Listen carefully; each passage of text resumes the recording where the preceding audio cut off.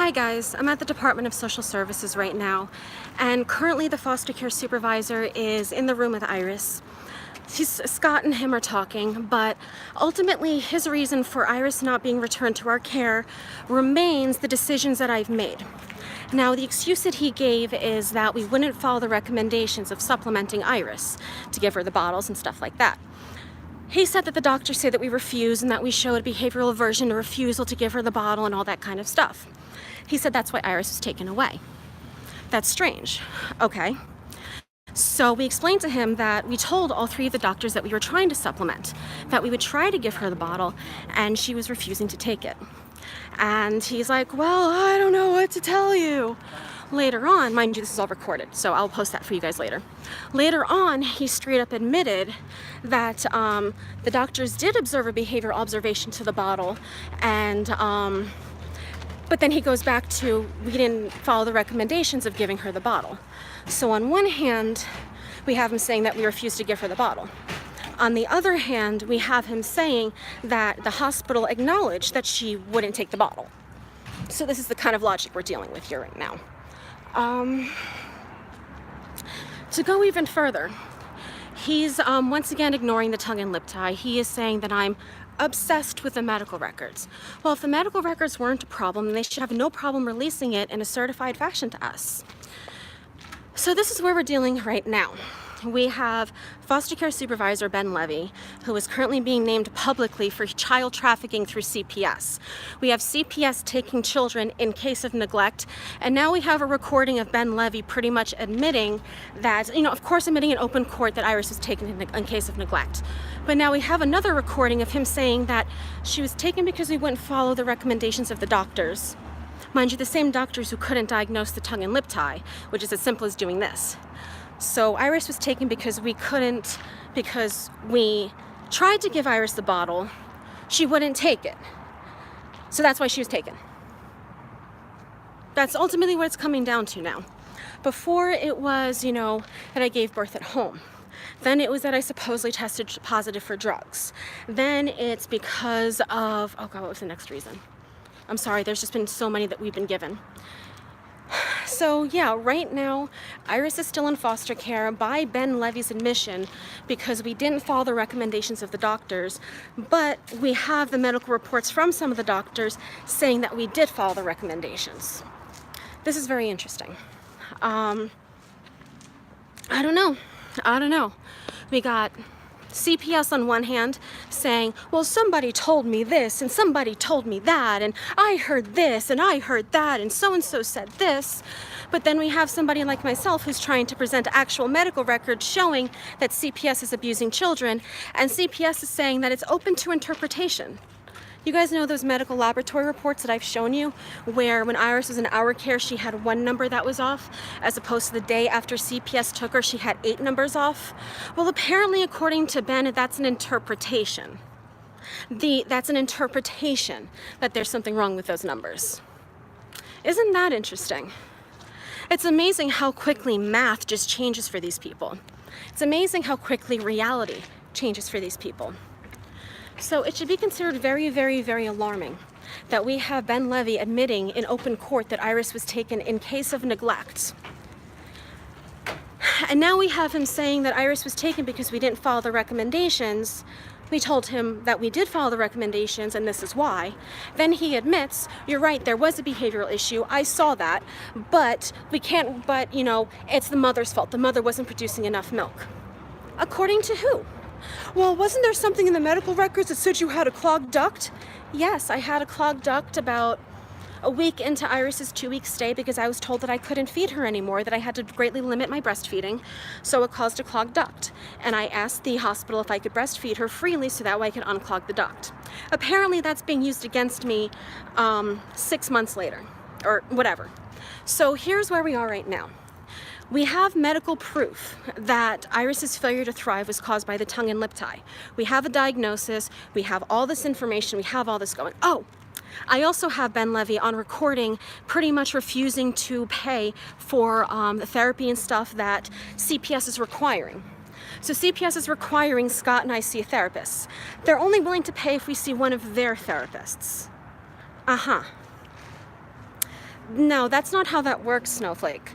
We don't just see your therapists. We're allowed to see whatever therapist we want, especially given the circumstances and especially given the fact that we have recommendations from multiple medical professionals that this whole situation is fucked up. So right now we have Dr. Stockley, who admittedly is paid by CPS. The only doctor out of everybody involved who is paid by CPS said that ultimately visitation should be increased and CPS should start making efforts towards reunification. However, CPS has made no efforts towards reunification, in fact going so far as to make up lies and information. I mean, it's clear that Ben can't keep his own story straight. On one end, she was taken because you wouldn't listen to the doctor's recommendations, but on the other hand, we have acknowledgement. Oh, trust me, Scott's already recording everything. We've got everything going. It's all recorded. Trust me, all of it's getting recorded. It's getting recorded. It's getting posted publicly. They've got the case in court of federal claims. This is Ben. It's adorable. It's really adorable and slightly pathetic. He's banking on Judge Braden tossing out the case based on jurisdiction.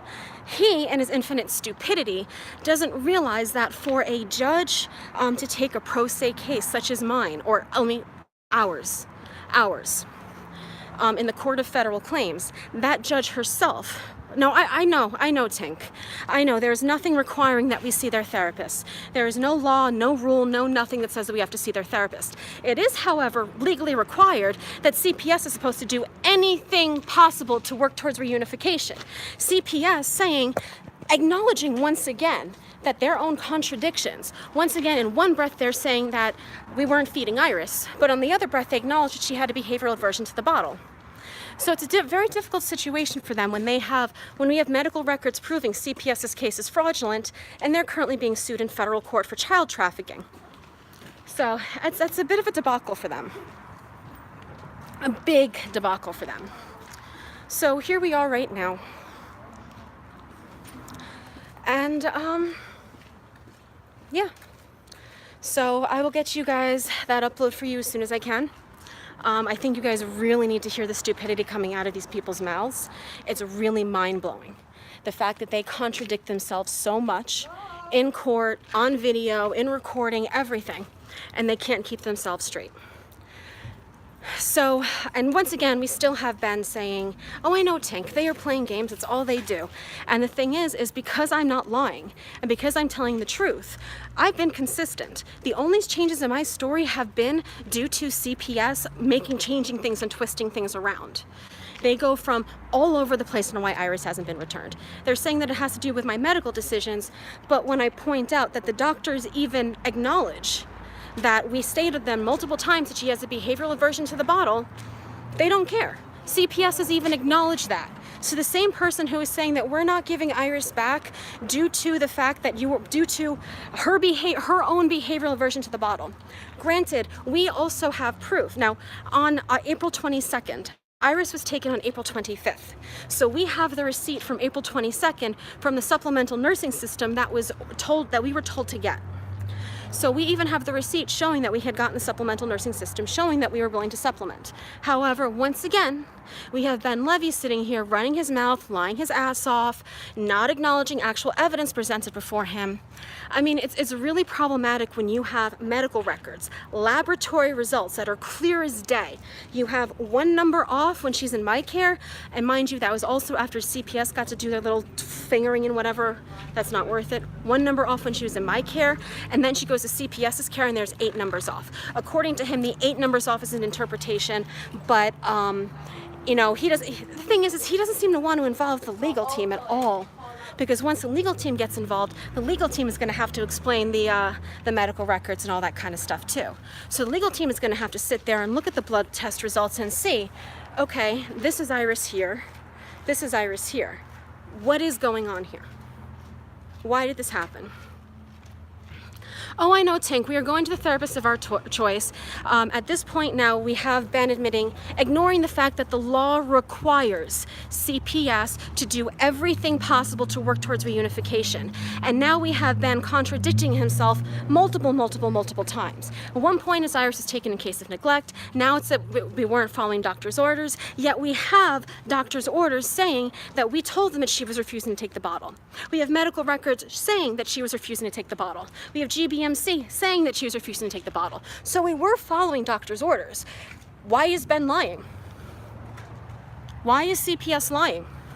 Why is CPS sitting here and saying, follow doctor's orders, you do, and then they kidnap your child? This, ladies and gentlemen, is medical kidnap. This is when CPS opens up fraudulent cases, it seems like in many cases due to positive drug test results.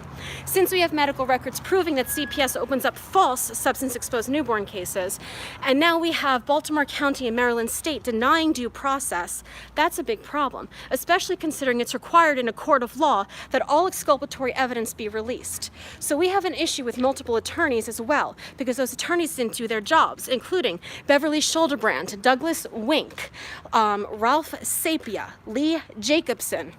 None of them did their job. None of them got Iris's medical records as required by law. Legally, in the state of Maryland, it is required that all exculpatory evidence be released to the defendant party.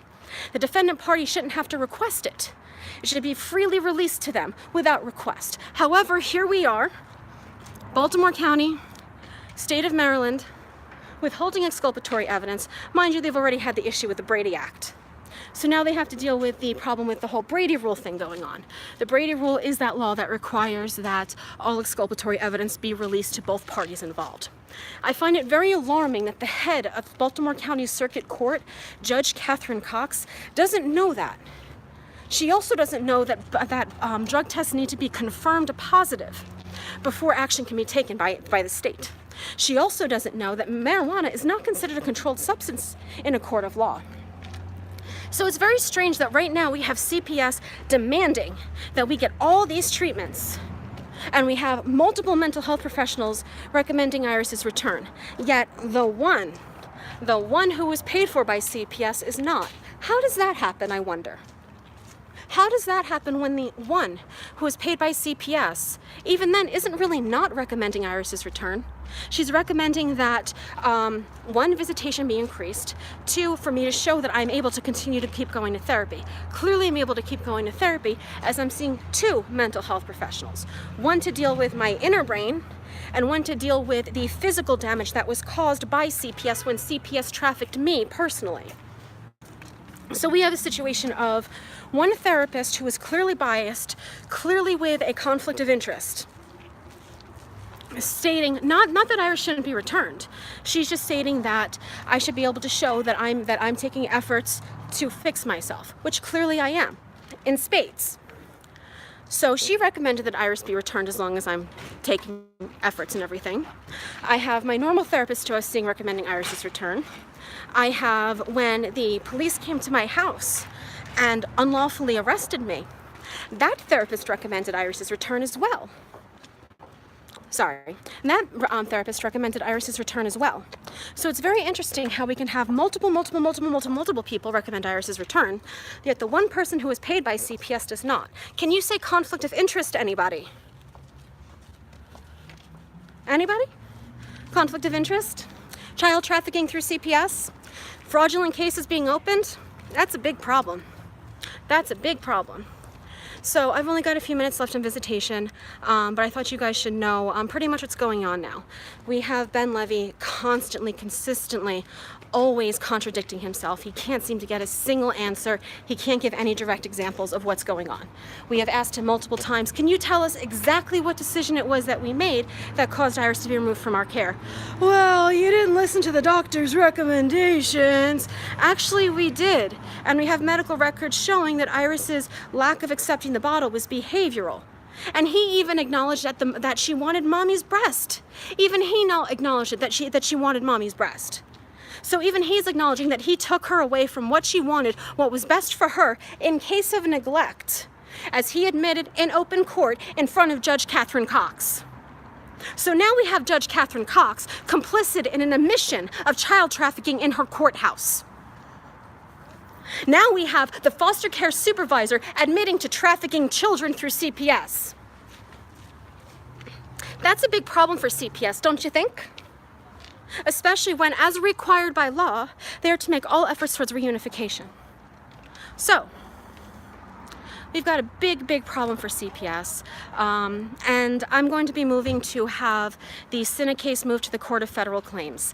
That's not going to go very well for Baltimore County or the state of Maryland, because that is going to give our judge it's going to be officially acknowledged on court record that Baltimore County and the state of Maryland are not capable of conducting their cases within the rule of law. I'm sorry, Mojo. I'm sorry to hear that. But when this gets moved to the Court of Federal Claims, that is going to be completely moved out of the state of Maryland's hands, and that will give us the chance to open up quite literally every case in the state of Maryland, because we've been able to prove that the head judge at circuit court takes admissions of child trafficking in her courtroom and does nothing. Does nothing. So, on that note, I'm gonna get going. Gonna finish up my visitation, gonna get home, finish my paperwork for the Court of Federal Claims, and we're going to end up getting this switched to federal court. I don't think CPS is gonna like that much. I don't think circuit court's gonna like